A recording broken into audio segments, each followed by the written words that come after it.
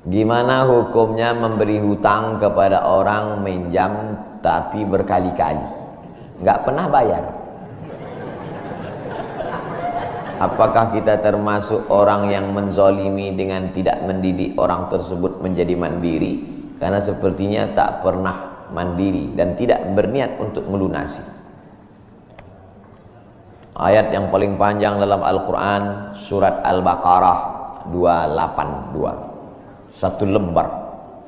Bukan tentang puasa, bukan tentang sholat, bukan tentang baca Quran, bukan tentang zikir, tapi ayat yang paling panjang tentang bayar hutang.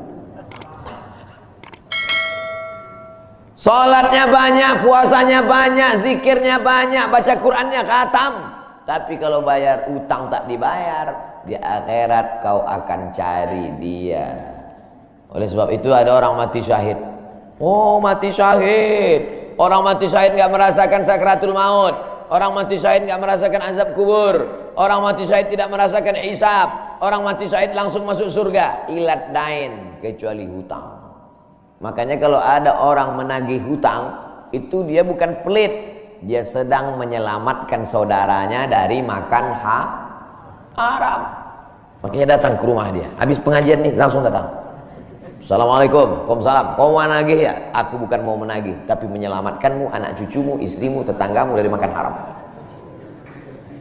Ya ayyuhalladzina amanu, hai orang-orang yang beriman, hai orang yang percaya bahwa setelah mati dia akan hidup lagi menghadap Allah. Idza tadayantum bidainin, kalau kau menjalin transaksi hutang piutang, ila ajalim musamma, sampai ke batas waktu tertentu, faktubuh, tulis, saya pinjam kepada kamu 500.000, akan saya bayar pada bulan Mei.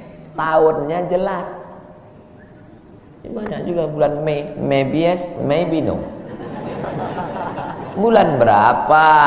Bulan Mei tahun 2020. Oke. Sekarang bulan Maret, April, 1 Mei 2020 datang tagih. Kapan kau bayar? Mohon maaf aku nggak bisa, istriku baru meninggal, anakku pun sakit. Itu jangan kau cerita panjang lebar, tak tahan air mataku mau menetes. Kalau dia dalam kesulitan, fanaziratun ila maisarah, tunggu sampai dia lapang. Maisarah artinya lapang. Tunggu sampai dia lapang. Setelah dia lapang datang lagi bulan Juni. Kapan kau bayar? Aku belum bisa. Nampaknya lebih banyak ongkos minyak aku daripada uang yang kutagih.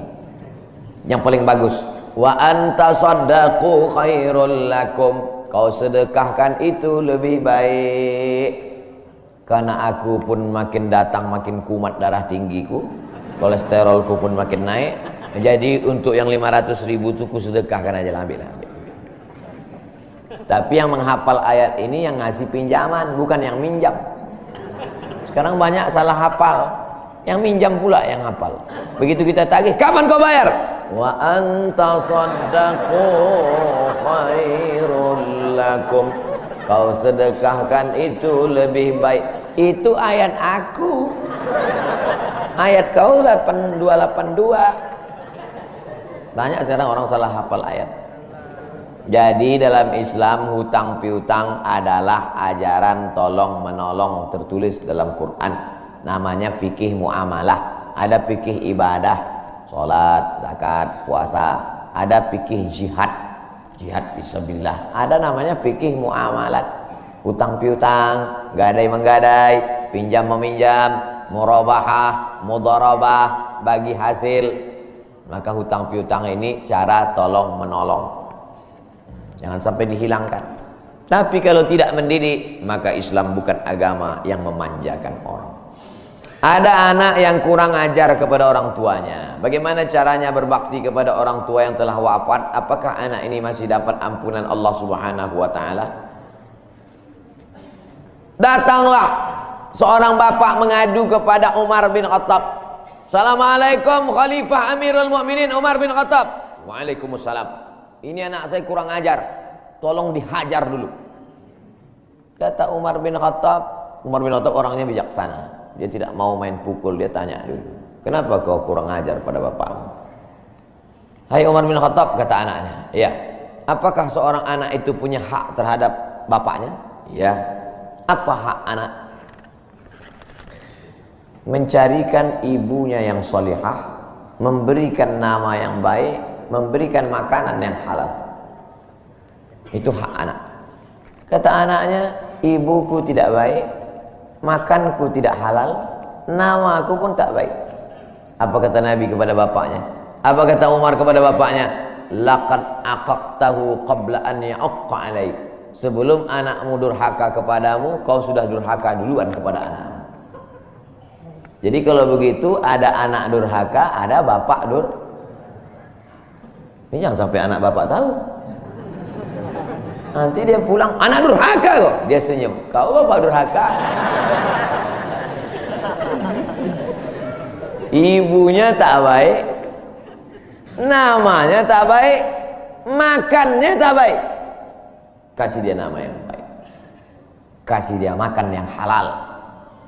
Kadang-kadang kenapa otaknya tak lurus? Karena makannya tak halal. Dikasih dia makan riswah, makan sogok, makan haram. Kenapa kau kasih makan haram? Gimana lah Pak Ustadz, yang haramnya aja pun payah. Astagfirullah. Allah sediakan alam semesta begitu banyak yang halal. Kenapa kau kasih dia makan haram? Jangan pernah kasih anak makan haram. Pesan kakek saya, datuk saya, kalau bahasa kampungnya grandfather. Cucuku 40 orang, yang satu ini jangan sekolah umum.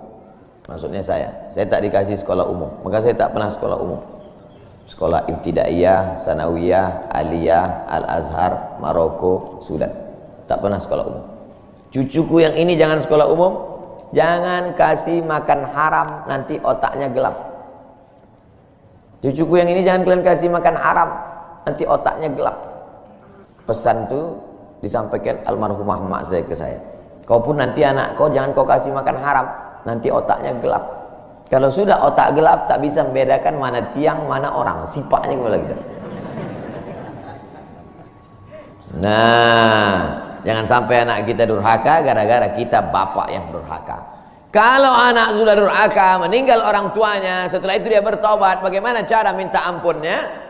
Maka dia bersedekah. Mana dalilnya? Seorang sahabat datang menjumpai Nabi. Ummi matat. Ibu saya sudah meninggal. Apa atasaddaqu anha? Kalau saya bersedekah, apakah pahalanya sampai kepada almarhumah ibu saya? Kata Nabi, tasaddaq, bersedekahlah. Sedekahmu sampai. Maka wahai anak-anak durhaka yang sudah mati ibu dan bapakmu, maka datang kau habis pengajian ini langsung ke tempat anak yatim, panti jompo, sekolah-sekolah, pondok pesantren. Tanya Pak Kiai, Pak Kiai, apa yang kurang di pesantren ini? WC.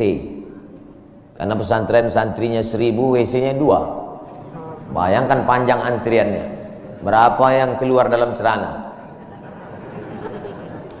Saya bangunkan WC, pahalanya mengalir untuk almarhumah. Maka pagi, petang, siang, malam mengalir pahalanya. Sedekah. Ayu sedekatu afdal. Apa sedekah yang paling afdal? Sakyul ma, memberi air minum. Sedekah yang paling afdal, kasih air minum. Saya ceramah di Banjarmasin, di depan rumah seorang pejabat. Itu ada kulkas, tapi nggak sampai beku, freezer. Setiap dipencet keluar air dingin. Gelasnya dikasih pakai rantai besi, takut dilarikan tukang ambil aluminium.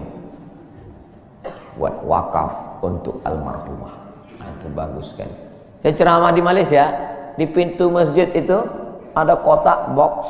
Kalau kita ambil satu botol, keluar botol baru. Ambil satu botol, keluar botol baru. Wakaf untuk, itu bagus, sedekah. Nah, jangan sedekah teh botol, nanti dia kena diabetes. Air putih, ini bagus, mengalir. Sedekah sumur bor, pergi ke masjid, putar keran nggak ada air, tanya pengurus masjid, Pak pengurus, ya mana sumur bor? Nggak ada, saya buatkan. Langsung bunyi. Itu berarti cash itu. Begitu cara berbakti pada orang tua dengan sedekah. Tapi Pak Ustadz, saya jangankan sedekah, makan saya pun Senin Kamis Pak Ustadz doa, Allahumma fir lahu warhamhu wa'afihi wa'fu anhu. Bangun tengah malam, Rabbi firli wali walidayya warhamhuma kama rabbayani shaghira. Apa itu bid'ah? Bid'ah membuat sesuatu yang tidak dibuat oleh Nabi Muhammad SAW. Tidak ada dalilnya dari 3 aspek: qauli, fi'li, takriri. Perbuatan yang tidak ada dalilnya bid'ah. Jangan dikatakan perbuatan yang tidak dibuat Nabi bid'ah. Perbuatan yang tak ada dalilnya bid'ah. Karena kalau dikatakan yang tidak dibuat Nabi bid'ah, Nabi tidak pernah pakai peci. Tunjukkan saya mana hadis Nabi pakai peci. Berarti peci ini bid'ah. Nabi mimbarnya tangganya dari depan. Ini masjid tangganya dari belakang. Berarti mimbar ini bid'ah. Mimbar Nabi tangganya dari depan, 3 lantai, 1, 2, 3. Jadi yang dimaksud dengan bid'ah perbuatan yang tidak ada dalilnya. Misalnya jam 12 siang ada bapak-bapak di panas terik tegak menghadap matahari. Pak, bapak mau ngapain?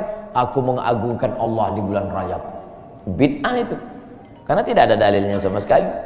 Tapi selama ada dalilnya, tidak boleh kita katakan orang itu melakukan perbuatan bid'ah. Malam Jumat baca Yasin, kumpul 10 orang baca Yasin. Yasin wal Qur'anil Hakim innaka laminal mursalin. Bid'ah. Loh, coba lihat dalilnya. Yang dibacanya itu Quran apa Quran? Quran. Baca Quran apa pahala? Yasin itu Quran atau enggak Quran? Quran. Man qara'a Yasin fi lailatin, siapa yang baca Yasin suatu malam, asbaha maghfuran lah, subuhnya sudah diampuni dosanya. Mestinya baca Quran itu semua, tapi karena dia enggak sanggup semua, dia pilih hati Quran. Hati Quran itu Yasin. Sentuhlah dia tepat di hatinya, dia akan jadi milikmu untuk selamanya. Makanya orang sebelum ngapal Quran semua, yang dihafal hatinya dulu. Itu sebelum ngapal Quran, yang dihafal hatinya dulu. Apa hati Quran? Ya Yasin. Tapi jangan hatinya aja seumur hidup, yang lain juga. Nah, jadi jangan salahkan orang baca Yasin. Baca Yasin bid'ah. Loh, Yasin kan Quran. Baca Yasin malam Jumat nggak masalah. Seumur hidup baca Yasin masalah. Karena banyak surat yang lain. Baca juga Al-Fatihah, Al-Baqarah, Al-Nisa, Ali Imran, An-Nisa, Al-Maidah, Al-An'am. Nah, jadi mudah. Perbuatan tidak ada dalilnya bid'ah. Selama ada dalilnya tidak bid'ah. Ustadz, kiat-kiat apa yang kami lakukan sebagai guru kepada anak didik kami sebelum dan sesudah mengajar agar ilmu mudah dimengerti? SDIT Al-Farabi. Aristoteles, Socrates, Thales, Demokritos itu adalah pemikir-pemikir dari Greek, Yunani kuno. Pada masa abad kedua datang seorang khalifah bernama Abu Ja'far Al-Mansur. Semua buku-buku dari Yunani diterjemahkan. Nama lembaganya Dar Al-Hikmah, Dar Rumah Hikmah Ilmu Pengetahuan. Dibuatlah Dar Al-Hikmah, Rumah Ilmu Pengetahuan. Diterjemahkanlah dari bahasa Yunani ke dalam bahasa Arab. Akhirnya orang Islam pun jadi dokter, Avicenna. Karena orang barat payah menyebut Ibnu Sina. Averroes, Ibnu Rushd. Tapi ada seorang yang bergelar the second teacher. First teacher Aristoteles, second teacher Al-Farabi. Ternyata Al-Farabi ini bukan dari Arab, tapi dari Pomalaa. SDIT Al-Farabi. Ini supaya wali murid tahu. Anak ibu di mana? SDIT Al-Farabi. Al-Farabi itu artinya apa? Ya SDIT. Al-Farabi itu di barat dia diberi gelar the second teacher. Guru pertama Aristoteles, guru kedua adalah Al-Farabi, saking cerdasnya. Artinya apa? Dia tidak hanya diakui dalam Islam tapi juga di luar Islam. Kenapa dikasih nama Al-Farabi? Karena ingin anak-anak kita dalam kepalanya tidak hanya fisika, biologi, kimia, matematika, bahasa Inggris, tapi juga dalam kepalanya ada Quran, hadis, fikih, akidah, akhlak, dan bahasa Arab. Sehingga nanti dia akan menjadi ekonom, tapi ekonom yang beriman. Dia akan menjadi filosof yang bertakwa. Inilah cita-cita alumni Al-Farabi insyaallah. Amin ya rabbal alamin. Nah, yang pertama kali menjadi guru itu adalah ikhlas. Karena kalau gurunya ikhlas, cakapnya masuk ke hati. Kalau dari mulut ke mulut juga masuknya. Tapi kalau dari hati ke hati juga masuknya. Kira-kira yang dari saya sampaikan tadi, saya mulai tadi jam 5.15, sekarang jam 6.05, dan 50 menit saya bicara. Masuk tak ke hati Bapak Ibu? Kalau tak masuk ke hati Bapak Ibu, berarti yang ceramah itu enggak dari hati. Dari mulut ke mulut juga masuk. Jangan sampai ke mulut pun tak masuk. Nauzubillah. Yang pertama kali tulus ikhlas. Karena perbuatan yang paling tinggi amalnya adalah menjadi guru. Makanya saya lebih memilih menjadi guru. Saya sampai sekarang menjadi guru. Cuman saya tidak punya kelas. Dulu sempat jadi dosen, habis itu keluar. Kelas saya sekarang masjid, lapangan sepak bola, sama stadion, sama gedung olahraga, sport center Antam. Saya mengajar tidak lagi terbatas oleh dinding kelas. Semua tempat menjadi tempat mengajar. Guru yang pertama harus ikhlas. Yang kedua, tingkah laku perbuatannya. Guru digugu dan ditiru. Guru itu dari mulai cara minumnya aja diikut orang. Guru minumnya tangan kiri. Yang minum tangan kiri itu setan.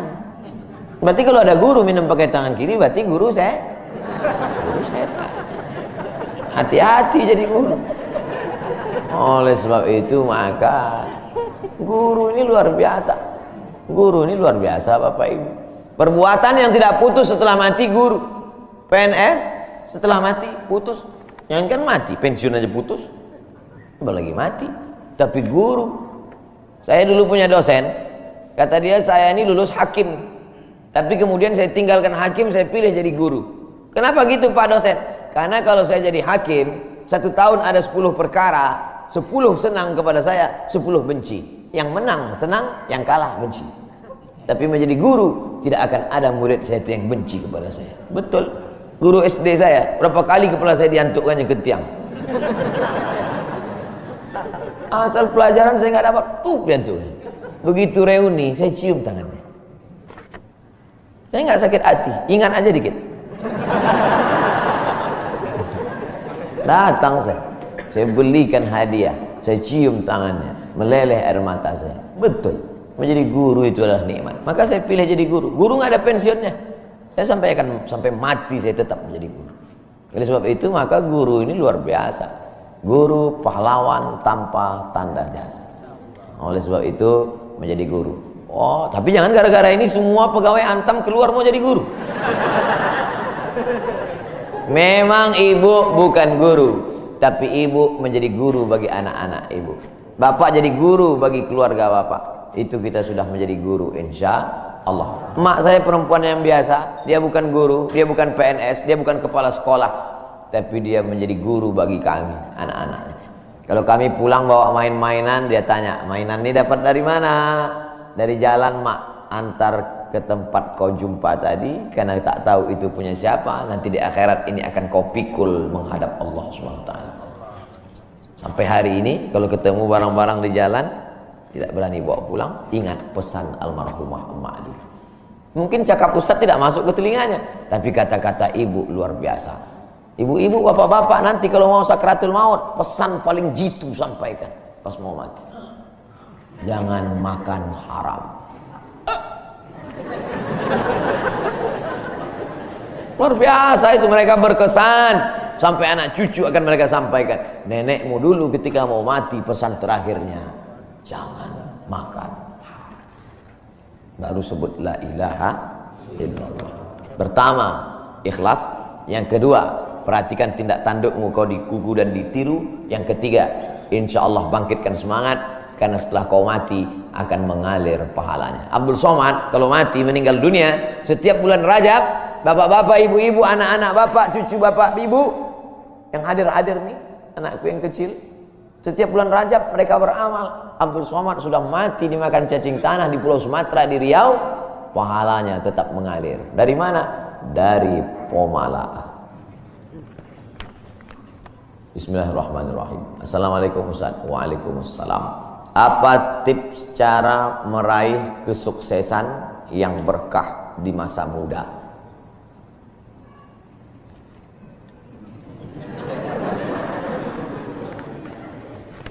Saya tidak pernah bercita-cita menjadi apapun. Cita-cita saya dulu cuma satu, bagaimana membahagiakan orang tua. Itu saja. Ya Allah, aku sekolah, tak tahu dulu pulang mau jadi apa, yang penting bisa membahagiakan orang tua. Itu saja. Jadi setelah itu sampai, ya sudah, bisa menyenangkan hati orang tua, bisa, itu saja. Maka saya sampaikan di kampus-kampus kepada mahasiswa, kalian kalau belum bisa membahagiakan orang tua, jangan menyusahkan orang tua. Ini kadang baru ngelihat namanya aja di HP dah kumat darah tinggi emaknya. Kalau belum bisa membahagiakan dia, jangan menyusahkan dia. Maka saya di Mesir 4 tahun tak pernah saya minta duit. Tiba-tiba udah sampai ke Mekah. Mak, aku udah di Mekah. Dari mana kau dapat ongkos? Ada tabunganku sikit-sikit. Pergi ke Mekah, kerja, pulang, bayar hutang. Jangan pernah menyusahkan orang tua. Oleh sebab itu cita-citanya yang pertama mencari ridha Allah. Ridha Allah fi ridhal walidain wa sukhutullah fi sukhutil walidain. Pulang saya ke kampung, saya mau beli tanah berapa meter, ternak lele, tanam cabai, daun ubi, malam ngajar ngaji. Cita-cita saya kecil aja. Tak ada cita-cita mau jadi ustadz viral disambut di airport, tak ada. Terus kata mak saya, masa kau S2 tinggal di kampung, pergilah ke kota. Akhirnya saya menghonor jadi dosen, siang jadi dosen, malam ceramah di masjid, direkam, diupload, khutbah diupload, like and share, akhirnya viral. Diusir beberapa kali, makin viral.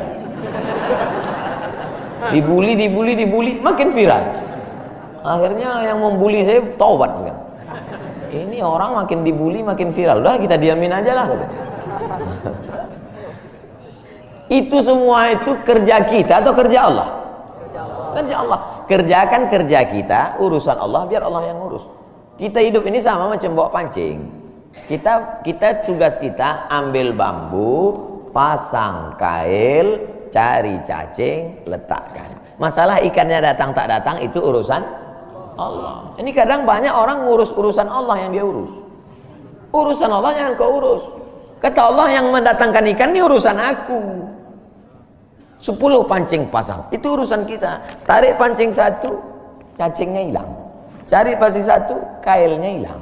Cari pancing 1, talinya hilang. Yang ke-10, bambunya hilang. Marahkah kita? Tidak. Karena urusan kita sudah selesai. Serahkan urusan Allah. Pulang ke rumah, rupanya Allah mau kasih kita bukan ikan mentah, tapi ikan masak. Banyak orang terlalu berpikir hidup ini kau buat saja urusanmu, urusan Allah. Urusanmu berangkat dari rumah kerja, masalah hasilnya urusan Allah. Berapa banyak orang bekerja tapi tak dapat apa-apa. Betul? Kalau sudah rezeki tak kemana. Tapi jangan gara-gara ini lalu bapak enggak kerja. Dibangunkan ibu besok pagi, bang, apa enggak kerja masuk kantor? Urusan Allah.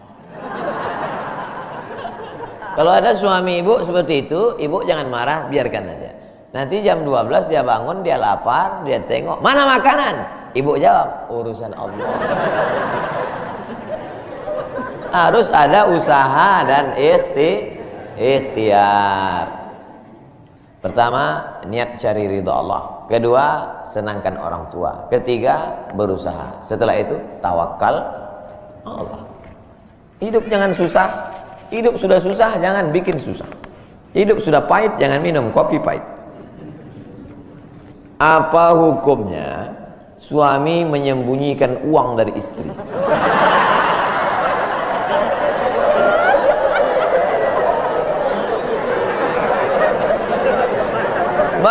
Bang, kata istrinya. Bang, ini duit apa bang? Duit sial. Oh duit sial, udah kusembunyikan kau dapat juga.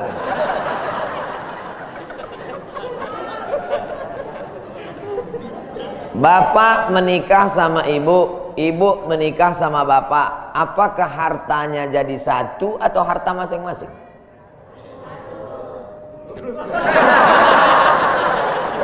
Mereka mau hartanya jadi satu dan bapak ketakutan. Itu yang saya baca. Sekarang kita baca ayatnya. Walakum nisfu ma taraka azwajukum illam yakul lahunna walad. Kalau istrimu meninggal kau dapat 50% hartanya kalau tidak ada anak. Fa in kana lahunna waladun, kalau dia punya anak, falakumur rubu'u, kamu dapat 25%. Sekarang saya tanya, hartanya nyatu atau pisah?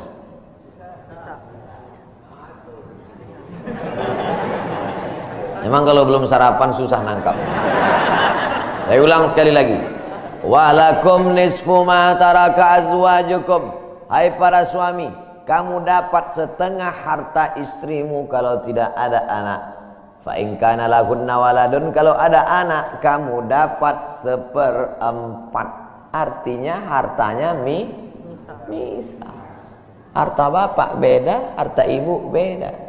Ibu kerja, punya kebun, punya tanah, punya speedboat, itu harta dia. Bapak punya usaha, harta bapak. Meninggal ibu, 50% untuk bapak. Apa beda harta ibu dengan harta bapak? Di dalam harta bapak ada hak ibu, dalam harta ibu tidak ada hak bapak. Takbir. Saya ulang sekali lagi. Ibu menikah dengan bapak, bapak menikah dengan ibu, ibu bawa harta, bapak bawa harta. Bedanya apa? Dalam harta bapak ada hak ibu, dalam harta ibu tidak ada hak bapak. Kenapa dalam harta bapak ada hak ibu? Karena bapak wajib memberi nafkah. Kewajiban bapak 5. Pertama, kasih makan. Kedua, kasih pakaian. Ketiga, kasih tempat tinggal. Keempat, kasih pendidikan. Kelima, kasih perhatian. Lebih dari yang ini, itu bukan milik mereka lagi. Jelas? Ini ada sekarang suami setelah menikah, pas dilihat surat apa semua, tak ada punya dia. Semua atas nama istrinya. Ini orang kalau meninggal, ini tidak kena azab kubur. Karena di dunia sudah terlalu azab dengan istrinya. Dari yang saya sampaikan ini jelas tentang pembagian batasan-batasan harta, jelas? Jelas. Jadi tidak serta-merta setelah menikah, jangan mau anak perempuan kita ditipu laki-laki. Istriku, mana surat mobilmu, mana surat tanahmu, tadi kita sudah akad nikah, semua hartamu, milikku, sorgamu, di bawah tapak kakiku. Tidak begitu. Makanya laki-laki harus ngerti, perempuan juga harus paham. Kalau tidak, sedang main bola aja ada aturannya, statuta. Kalau tidak akan hancur. Tapi insya Allah jelas itu. Pak Ustadz minta tolong doakan ibu saya, sudah lama sakit. Nanti kita doakan di akhir majelis. Bukan cuma ibu bapak, ibu-ibu semua kita doakan. Bagaimana niatnya doanya? Bagaimana niatnya doanya mandi tobat? Nawaitu, aku berniat ghuslat taubat, mandi taubat. Saya nggak bisa bahasa Arab Pak Ustaz, bahasa Indonesia, bahasa Makassar, bahasa Jawa, bahasa Batak, bahasa Mandailing, bahasa Aceh. Saya niat mandi taubat karena Allah Ta'ala. Bagaimana cara mandinya Pak Ustaz? Seperti mandi wajib, basah dari ujung rambut sampai ke ujung kaki. Di mana mandinya Pak Ustaz? Di laut bisa. Kolaka ini 30% saja daratan Pak Ustaz, yang 70 adalah lautan. Nah, mandi di laut. Apalagi kalau sampai ke tengah laut, bukan cuma dosanya hilang, orangnya hilang sekali.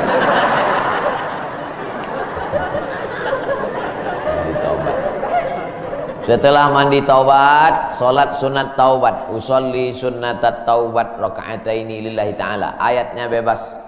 Ayat apa yang paling panjang? Hafal kau amma yatasaalun? Tidak. Wadduha? Tidak. Kulhu? Hafal baca kulhu. Di sujud terakhir banyak berdoa. Berapa kali salat sunat taubat sehari? Sebanyak-banyaknya. Kami dulu dipesankan guru kami, pagi salat sunat taubat, siang salat sunat taubat, petang salat sunat taubat, sebanyak-banyaknya salat sunat taubat, salat sunat taubat, salat sunat taubat, salat sunat taubat. Usolli sunnatat taubat raka'ataini lillahi ta'ala. Ma min muslimin yuznibu dzamban, ada orang yang silap salah berbuat dosa. Summa yatatahhar, bersuci, berwudu, mandi taubat. Summa yusolli raka'ataini, salat sunat 2 rakaat. Summa yastaghfirullah, minta ampun kepada Allah. Illa ghafarallahu lah, Allah mengampunkan dosa-dosanya. Bulan Rajab banyak-banyak taubat. Bulan Sya'ban tingkatkan ke taubat. Masuk ke dalam bulan Ramadan, insyaallah mendapatkan Lailatul Qadri khairum min alfi syahr. Semoga Ustaz senantiasa diberikan Allah kesehatan. Amin. Saya dari Medan. Ada juga orang kampung saya di sini. Bagaimana cara bakti seorang anak? Cara membahagiakan orang tua berjarak jauh dengan kita. Sedangkan bertemu dekat bersama orang tua mungkin hanya 1 tahun sekali, Idul Fitri saja, karena harus bekerja di PT Antam Tbk Sulawesi Tenggara. Ada sesuatu yang tak bisa kita bayar dengan uang. Tak bisa dibayar dengan uang. Yang bisa merasakan ini orang yang orang tuanya sudah meninggal. Yang masih hidup tak bisa. Lam ya'rif man lam yadhuq, yang tak pernah merasakannya tak bisa menceritakannya, karena tak bisa dirasakan. Setelah orang tua itu tak ada, barulah kita rasa dunia ini hampa, tak ada guna. Duit itu tak ada gunanya, mobil itu tak ada gunanya, rumah itu tak ada gunanya, apapun tak ada gunanya. Waktu dapat saya gelar doktor dari Sudan, pulang saya ke rumah, tak ada gunanya, tak bisa lagi diceritakan. Dulu apapun yang dapat diceritakan, mak, aku dapat sorban dari mak, aku dapat peci. Setelah pulang tadi, pulang dari Brunei dapat gelar visiting profesor di Universitas Islam Sultan Syarif Ali. Tak ada gunanya, hampa. Paling-paling ditulis di baleho aja, profesor, doktor. Untuk menunjukkan bahwa kita bukan ustadz kaleng-kaleng. Nanti setelah dia tidak ada, barulah kau cari mana kain yang pernah dia pakai dulu, mana sajadah yang dulu dia pakai waktu sholat, di mana dia dulu sering duduk. Bekas tempat duduknya aja pun bisa menghilangkan rindu. Bekas tempat dia duduk dulu, tempat dia duduk makan kacang sambil minum teh. Duduk kau di situ bisa menghilangkan rindu. Quran yang dia baca dulu lengkap dengan rehalnya. Bangun kau tengah malam, kau bentang sajadah, duduk kau di situ, kau buka Quran yang dia baca dulu, hilang rindu. Tapi setelah dia tak ada, makanya mumpung dia masih ada, ciumlah tangannya, peluklah badannya, ciumlah keningnya. Kalau kau ada duit, kirimlah. Tak bisa, karena cari makan jauh Pak Ustaz. Mesti terbang dari Sumatera sampai kemari. Apa boleh buat? Memang begitu kondisi ekonomi kita sekarang. Allah tidak marah. Tapi kalau kau mampu, kirimlah. Siapa orang yang kira-kira bisa digaji, dibayar untuk memasakkan dia di rumah? Berkirimlah. Karena sampai masanya nanti duit yang banyak itu tidak ada gunanya. Sebanyak apapun kau simpan tak ada rasanya lagi. Hampa, tak ada gunanya. Maka mumpung dia masih ada. Idul Fitri paksa-paksakanlah pulang. Mahal tiket pesawat, tabunglah. Teleponlah. Masih ada dia menyambut teleponmu, berikan HP yang kira-kira lama dia pakai, tinggalkan. Mak, ini chargernya, ini handphonenya, ini baterainya, persiapan kalau rusak, pasangkan di sini. Nanti kalau aku telepon, sampai masanya nanti handphonenya berbunyi tapi tak ada yang angkat. Selagi dia masih ada, senangkanlah hatinya. Kirimkanlah kain. Kain itu tidak akan dia pakai, tapi insya Allah menyenangkan hati dia. Ketika hatinya lapang, lapang rezeki. Ketika hatinya senang, senang hidup. Tapi kalau sudah hatinya sempit, meleleh air matanya rindu karena tak pernah kau telepon, disitulah awal azab Allah datang. Kau akan berenang dalam kesengsaraan. Mudah-mudahan Allah mengampuni dosa kita semua. Ustadz, apa hak suami terhadap HP istri? Karena banyak pertengkaran gara-gara HP.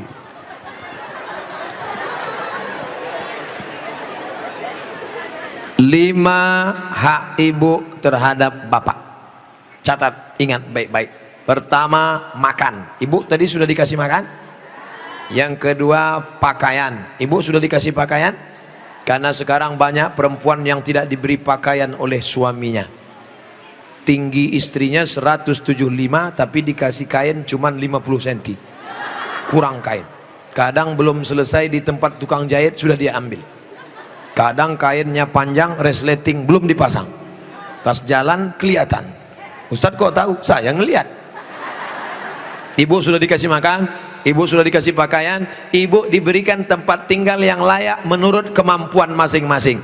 Sudah?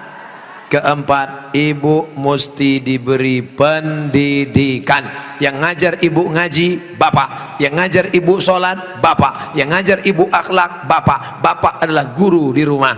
Dan yang kelima adalah perhatian. Maka ibu selalu diperhatikan, dari mulai jilbabnya, dari mulai pakaiannya, termasuklah HP ibu diperhatikannya juga.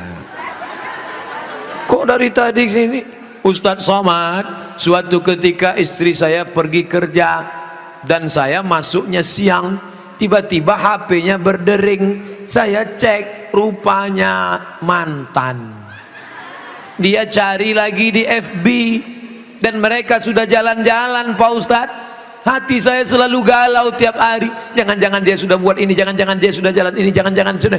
Bayangkan menderitanya seorang laki-laki gara-gara HP istri yang sudah macam-macam. Gara-gara apa itu? Facebook, Twitter, BBM, WhatsApp, Instagram.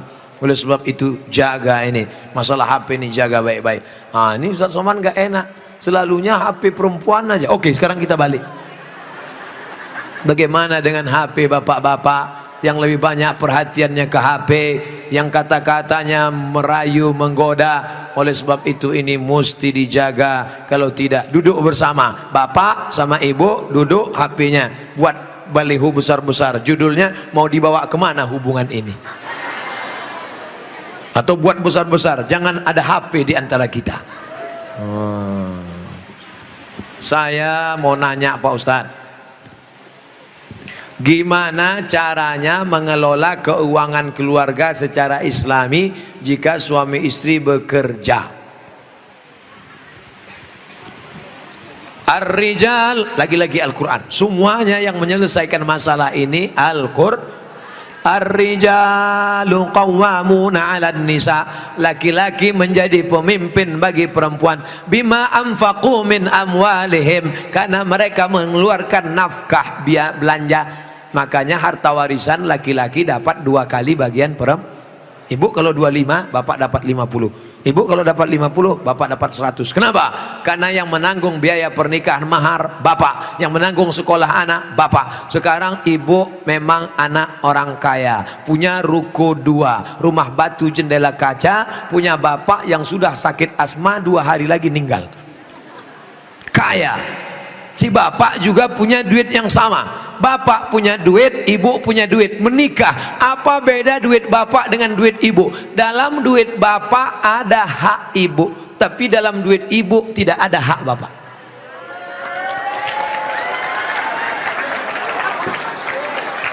Dalam uang bapak ada kewajiban nafkah untuk ibu, dalam duit ibu tidak ada. Tapi karena ibu cinta mati, maka ibu berkata, "Mas, aku tahu engkau kere, miskin, susah melarat. tapi aku sudah terlanjur cinta padamu. Jangankan uang ini, nyawaku pun kuberikan. Ambillah semuanya, dengan syarat jangan kau nikah lagi. Nah, sudah jelas batasannya. Jadi kalau ada ibu punya kontrakan, PNS, pegawai, punya gaji, ibu tetap ngomong ke suami, mas, aku mau kirim uang ini ke anak yatim, mau biaya anak pesantren, mau kasih wakaf beras 1 karung. Tapi ibu ngomong ke bapak itu bukan minta izin, karena uang itu memang punya ibu. Ibu ngomong sebagai adab, sopan santun, tata krama, budi bahasa. Jadi bapak jangan kegeeran. Dan ibu jangan kurang ajar. Mas, ini uangku, ini kos-kosanku, ini rumahku, terserah aku. Kamu mau ikut ya, kalau enggak lebih dari kamu bisa aku dapatkan. Jangan, luka hatinya. Galah patah boleh disambung, kaca retak boleh direkat, hati yang sakit kemana obat akan dicari. Nah, oleh sebab itu maka jaga. Saya sudah mengeluarkan untuk biaya keluarga sebagian, sedangkan sebagiannya saya ingin membantu saudara yang kurang mampu. Tapi kadang saya suka berbohong jika untuk membantu keluarga yang memang butuh bantuan. Ini yang nulis pertanyaan bapak apa ibu? Kalau bapak sudah berikan yang 5, makan sudah, pakaian sudah, tempat tinggal sudah, pendidikan sudah, perhatian sudah, sesuai dengan urf, wa ashiruhunna bil ma'ruf, berilah mereka pergaulan urf. Urf itu seperti layaknya. Kira-kira layaknya standar orang daerah Pondok Aren itu perempuan diberi berapa? Tidak terlalu kaya, tidak terlalu miskin, yang sedang-sedang. Kira-kira diberi berapa? Standarnya misalnya 3 juta, 5 juta. Dia beri, maka sisanya itu terserah dia untuk yang lain. Maka dia sudah menunaikan kewajiban. Urf. Pengambilan hukum ada 10. Quran, hadis, ijma', qiyas, syar'u man qablana, saddu zara'i, qaulu sahabi, istihsan, istisab, urf. Urf, tradisi, kebiasaan. Berapa yang layaknya untuk daerah Pondok Aren? Semoga Ustaz selalu dilindungi Allah, amin. Bagaimana antum menyikapi beda mazhab, khilafiyah, firqah?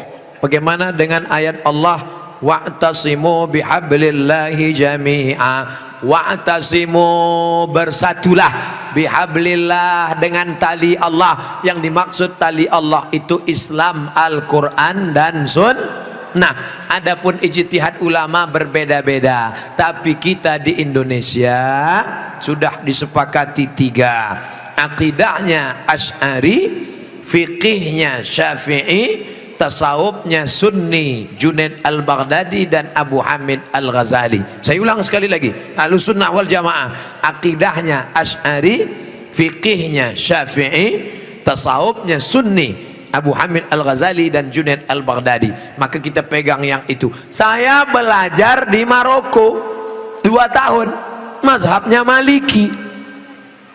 Maliki Ahlussunnah. Pertama Hanafi, nomor 2 Maliki, nomor 3 Syafi'i, nomor 4 Hambali. Keempat-empatnya Ahlussunnah. Tapi ketika saya pulang kampung, saya tidak bawa mazhab Maliki.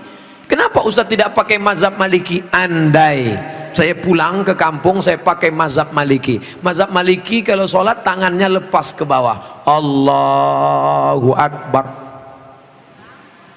Fatihahnya pakai baca kiraan Warsh, Alhamdulillahi Rabbil Alamin, Ar-Rahmanir Rahim, Maliki Yaumiddin. Mimnya pendek. Kemudian nggak pakai bismillah, Allahu Akbar, Alhamdulillahi Rabbil Alamin, nggak ada bismillah. Kunut subuhnya sebelum rukuk, walam yakul lahu kufuwan ahad, baca kunut. Kunutnya nggak bunyi. Andai saya buat sholat subuh seperti ini di masjid dekat rumah saya, Allahu Akbar, Alhamdulillahi Rabbil Alamin, Ar-Rahmanir Rahim, Maliki Yaumiddin. Selesai sholat pasti jamaah komplain semua, tolong sholatnya diulang, tadi imamnya ISIS. Menimbulkan fitnah karena mereka tidak tahu. Di sini diajarkan qiraat sab'ah mutawatirah, ditambah 3 masyhurah, ditambah 4 syazah, 14 qiraat dipelajari di sini. Ditambah lagi nagham, bayati, soba, nahawan, sika, jaharka, bayati, ras. Faham mereka tajwidnya. Tapi tidak semua masyarakat ngerti. Andai anak pesantren Al-Qur'aniyah sholat di luar masjid, dibacanya qiraat lain, walam yakul lahu kufuwan ahad, maka makmum dengar, wah ini aliran sesat ini. Bukan berarti dia salah, tapi dia takut menimbulkan fitnah. Maka dalam masalah-masalah yang kita sepakati, mari kita berlapang dada. Adapun yang kita sudah berbeda, mari kita terima perbedaan selama dia masih Ahlus Sunnah wal Jamaah. Syekh Abdurrahman Sudes, Imam Masjidil Haram, selama di Makkah nggak pernah pakai bismillah jahar. Allahu Akbar, Bismillahirrahmanirrahim, Alhamdulillahi Rabbil Alamin, Ar-Rahmanir-Rahim. Tapi begitu beliau jadi imam di Istiqlal, Allahu Akbar, Bismillahirrahmanirrahim. Loh, kok si Abdurrahman Sudes di Istiqlal pakai bismillah jahar? Dia tahu orang Jakarta mazhabnya Syafi'i. Mazhab Syafi'i bismillahnya jahar. Mazhab Hanafi Hambali bismillahnya sir. Bismillahirrahmanirrahim. Mazhab Maliki nggak pakai bismillah sama sekali. Ketiga mazhab ini Ahlus Sunnah wal Jamaah. Tapi kalau mayoritas masyarakatnya Syafi'i, jangan bawa mazhab lain, karena khawatir memecah belah umat. Menjaga persatuan lebih diutamakan daripada mengamalkan mazhab. Begitu yang diamalkan oleh para ulama. Kan ulama mengkategorikan bid'ah ada 2, bid'ah hasanah. Pertanyaannya Ustaz, kan Rasul bersabda kullu bid'atin dhalalah, kullu bid'atin dhalalah wa kullu dhalalatin finnar. Hadis ini kata Imam Nawawi hadisnya umum, hadis umum. Tolong belikan saya ayam, tolong belikan saya ayam. Ayamnya umum, ayam penyet, ayam patah, ayam pop, ayam sungsang, ayam fried chicken, ayam panggang, ayam bakar, ayam kampung, ayam hutan. Ayam apa? Setelah di jalan dia bingung, ini ayam apa? Nelpon sekali lagi, ayam apa? Ayam pop. Maka yang pertama tadi umum, dikhususkan oleh yang kedua. Begitu juga kata Imam Nawawi yang mensyarah hadis Sahih Muslim, kullu bid'atin dhalalah, semua yang bid'ah itu sesat, umum. Tapi kemudian dikhususkan oleh hadis, man sanna fil islami sunnatan hasanatan, siapa yang membuat tradisi yang baik, falahu ajruha, dia dapat pahalanya, wa ajru man amila biha, dan orang lain yang melakukannya selama tidak bertentangan dengan Quran dan Sunnah. Nah, sekarang ada orang mendefinisikan bid'ah hanya dengan 5 jari. Kalau tidak dilakukan Nabi, bid'ah. Kalau sudah bid'ah, masuk neraka. Kalau begitu pembahasannya, nanti kamu bisa memasukkan sahabat Nabi dalam neraka. Contohnya, ada sahabat Nabi yang sholat dari Isya sampai subuh ayatnya kul huwallah, walil maghdubi alaihim waladdallin, amin, kul huwallahu ahad Allahu samad. Rakaat kedua kul huwallahu ahad Allahu samad. Rakaat berikutnya kul huwallahu ahad Allahu samad. Rakaat berikutnya kul huwallah. Itu pernah nggak dibuat Nabi? Nggak pernah. Kalau dipakai definisi, kalau enggak dibuat Nabi bid'ah, berarti sholat pakai kul huwallah dari Isya sampai subuh bid'ah, masuk neraka. Nama sahabat Nabi yang sholat begitu siapa? Qatadah bin Nu'man dalam kitab hadis Musnad Ahmad bin Hambal. Tapi perbuatan itu dibenarkan Nabi, sunnah takririyah. Oke, itu Nabi masih hidup. Bagaimana dengan Abu Hurairah? Abu Hurairah sebelum tidur malam menyimpul tali 2000 simpul tali dipakai bertasbih sebelum tidur malam. Subhanallah, subhanallah, subhanallah, subhanallah, subhanallah. Ada diajarkan Nabi, hai orang-orang beriman, sebelum kau tidur malam ambil tali jemuran, buat 2000 simpul, sebelum tidur petik 2000. Ada? Tidak ada. Jadi kalau didefinisikan, kalau tidak dibuat Nabi bid'ah, engkau sudah memasukkan sahabat Nabi ke dalam neraka, karena definisi yang singkat, yang pendek, pemiskinan. Oleh sebab itu ulama faham, sudah saya tulis lengkap dengan dalil-dalilnya 444 halaman terkait masalah bid'ah. Tidak semudah itu saudaraku. Ada namanya Imam Ibnu Taimiyah. Imam Ibnu Taimiyah kalau selesai sholat subuh dia tidak keluar masjid, dia melihat ke atas membaca Al-Fatihah sampai terbit matahari.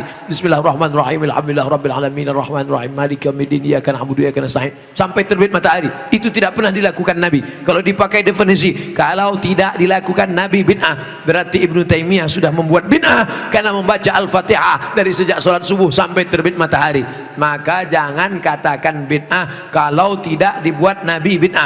Ini tidak betul. Yang betul adalah kalau tidak ada dalilnya bid'ah. Selama ada dalil hadis qauli, hadis fi'li, hadis takriri, perbuatan sahabat, qiyas, ijma', maka perbuatan itu tidak bid'ah. Bagaimana pandangan Ustadz dengan laki-laki yang berambut panjang? Apakah itu termasuk menyerupai perempuan? Saya belajar ke salah seorang syekh, ketika itu ada yang nanya, "Syekh, apa betul Nabi Muhammad itu rambutnya panjang?" Maka syekh menjawab, Nabi Muhammad itu tinggalnya di gurun pasir. Gurun pasir itu cuacanya panas. Maka kalau rambutnya pendek, nanti cahaya matahari kena ke kepala, maka dia bisa pusing, panas, dehidrasi, kurang cairan. Makanya Bapak Ibu ketika di Makkah disuruh pakai topi, pakai payung supaya jangan kena panas. Nabi kepalanya ditutup dengan 3. Yang pertama rambutnya. Rambut Nabi itu dari depan panjang sampai ke belakang. Yang kedua ditutup dengan qalansuah, topi. Setelah itu ditutup dengan imamah sorban. Kalau di atas kepala dililitkan namanya imamah. Kalau diletakkan di tengkuk namanya burdah. Kalau diletakkan di kepala seperti kerudung namanya ghutrah, bukan serben. Jadi Nabi kepalanya ditutupi dengan 3. Pertama rambutnya panjang sampai ke tengkuk, dari depan ini sampai ke tengkuk segini, tebal. Yang kedua qalansuah, kain penutup. Setelah itu baru sorban. Maka kita pun, kami pun ketika kuliah dulu di Arab pakai sorban. Pakai untuk apa? Supaya jangan kena panas terik. Musim dingin di bawah derajat 0, 5 derajat, 10 derajat, di bawah 0 dingin. Maka kepala juga ditutup pakai sorban. Sekarang kenapa Ustaz nggak pakai sorban? Saya sekarang kepanasan. Tapi saya tidak menyalahkan para habaib pakai sorban. Mereka mengikuti sunnah Nabi Muhammad sallallahu alaihi wasallam. Nah, jadi kalau ada laki-laki berambut panjang, tapi rasanya di tempat kita rambut panjang bukan untuk menutup kepala biar supaya jangan panas. Justru tempat kita makin rambut panjang makin kepanasan, ketombe. Jadi kira-kira rambut panjangnya kenapa? Kenapa rambut panjang? Ini. Tapi tidak semua yang berambut panjang itu karena mengikuti perempuan. Jadi tidak bisa kita hukum serta-merta kalau rambut panjang LGBT. Enggak. Maka yang LGBT itu kalau menyerupai perempuan, la'anallahul mutasyabbihin minar rijal bin nisa. Allah melaknat laki-laki yang menyerupai perempuan dan perempuan yang menyerupai laki-laki. Mudah-mudahan anak kita terjaga dari LGBT. Tapi sebetulnya LGBT itu nama yang terlalu keren. Orang malah bangga sekarang disebut itu LGBT, itu bangga. Saya tidak setuju dengan LGBT, tapi saya malu mau nyebutnya di depan para kiai. Boleh saya sebut? Jangan sebut LGBT. Buat sebut nama yang mengejek, merendahkan, menghinakan. Apa namanya? PLT, penyuka lobang tai. Itu yang cocok bagi mereka. Kotor, najis. Zaman Nabi LGBT ini hukumannya man wajadtumuhu ya'malu amala qaumi Lut. Kalau kamu menangkap ada orang yang melakukan perbuatan Nabi Lut, faqtulul fa'il wal maf'ul, pancung kepalanya, hukum mati. Untung dia hidup bukan zaman Nabi Muhammad. Kalau hidup zaman Nabi habis, selesai. Bapak Ibu yang dimuliakan Allah Subhanahu wa taala. Ustadz berani ngomong gini apa enggak takut nanti ditangkap bencong? Ngapain takut? Banyak yang bela saya. Tapi pas pulang nanti sendirian ngeri juga ini. insyaallah. Wa ta'awanu 'alal birri wat taqwa, saling tolong menolong dalam kebaikan dan ketakwaan. Wala ta'awanu 'alal itsmi wal udwan. Ingatlah saudaraku, ada satu kampung namanya kaum Sadum. Pernah dengar kata Sadum? Dari kata Sadum inilah muncul istilah sodomi. Sodomi artinya perbuatan orang Sadum, umat Nabi Lut. Bagaimana hukuman Allah? Ja'alna 'aliyaha safilaha, bagian atas kami turunkan ke bawah, bagian bawah naikkan ke atasnya. Lalu kemudian amtarna alaihim, kami hujani mereka dengan apa? Hijaratan, batu-batu, min sijilin mandud, dari batu tanah liat yang dibakar di api neraka. Itulah sekarang di Yordania, tempatnya bernama Al-Bahrul Mayyit, bahru laut, mayit mati, Dead Sea, dead mati, sea laut, Dead Sea laut mati. Ngapa disebut laut mati? Karena airnya terlampau asin sampai ikan pun tidak bisa hidup di dalam. Orang kalau pergi ke laut mati ngapung di atas karena kadar garam yang tinggi. Nah, siapa yang punya kadas, kurap, kudis, gatal-gatal, mandi di situ sembuh. Di Yordania. Bapak Ibu yang dimuliakan Allah Subhanahu wa taala, Pompei salah satu kampung yang diisi oleh homo. Lalu kemudian datang lahar dari bukit turun ke bawah, rata dengan tanah, sampai mereka berubah menjadi patung-patung batu karena ditimpa oleh lahar. Tidak sempat merubah ekspresi wajah orang homo yang mati dalam keadaan melakukan hubungan seksual terlarang, tak sempat merubah dari wajah kesakitan dengan wajah penderitaan. Begitu yang dialami masyarakat Pompei. Oleh sebab itu kita berdakwah, mengajak bukan karena benci, tapi karena ingin menyelamatkan supaya kita selamat. La ta'murunna bil ma'ruf, ajak mereka berbuat baik. Wala tanhauna 'anil munkar, larang mereka jangan sampai melakukan perbuatan mungkar. Kalau kamu diam saja, aku tidak khawatir, kata Sayyidina Ali, aku tidak khawatir tentang betul dan batil, batil dan betul, karena dunia ini isinya betul dan batil. Yang aku khawatirkan adalah ketika kebatilan merajalela, orang yang betul diam.